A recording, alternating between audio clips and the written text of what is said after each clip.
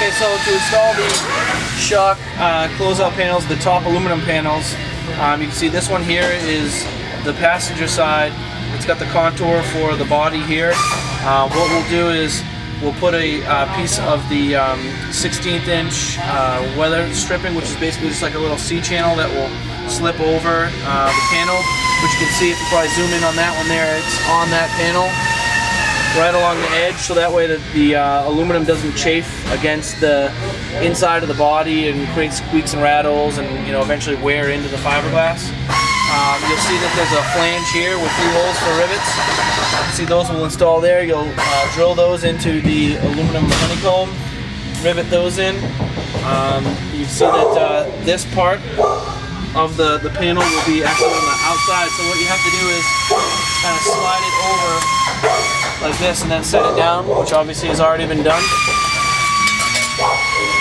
You may have to do some trimming though of this inside cutout to match the roll cage and to fit as tightly as possible, but not rub up against the steel, and again create some vibrating, rattling, and then also preventing this panel from sitting down flush.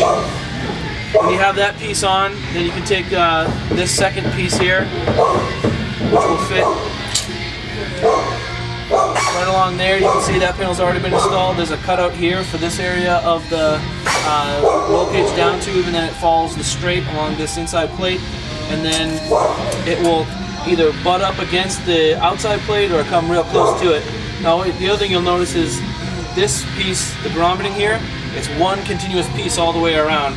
So what you want to do is you want to make sure that you've done all your trimming on the inside contour and then also on this piece before you make your final install. So once you've done all your trimming and made sure that these fit, you can then install the grommeting around each piece, set them down, drill your holes for the rivets. One thing that's not in the picture is that grommeting. In addition to a 90-degree drill, we use the 90-degree drill with the short 1/8 inch bit to drill all these holes. You can see the height between where the panel gets installed and the roll cage is real short, so we use the 90-degree drill there to be able to install these panels. The other thing that you want to know is before you do your final install, you can see this wire right here, this small black wire. This is the feed wire for the rear view camera, which runs up along the down tube and across the roll cage, along this hoop here, the roof bar, and then down the A-pillar down towards the rest of the camera wiring.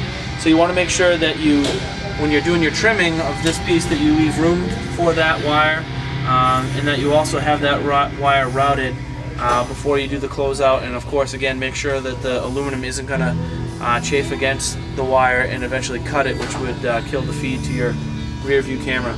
So once you've made sure all those things are in place, again, you can drill out the holes and install the rivets either with a hand rivet gun or the pneumatic riveter, and repeat it for the other side.